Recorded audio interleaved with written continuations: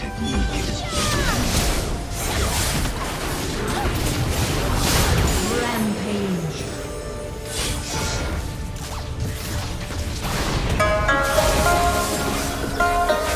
Double kill. You are unstoppable.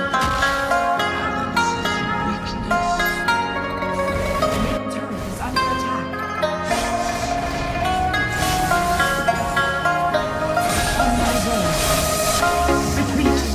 Has slain an enemy.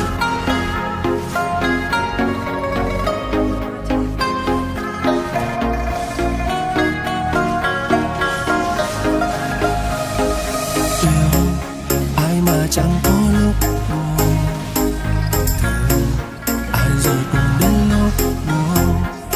Thì anh phải đứng dậy thôi, nhật ký cất đi rồi, thôi nói ra làm gì lại càng thêm đau.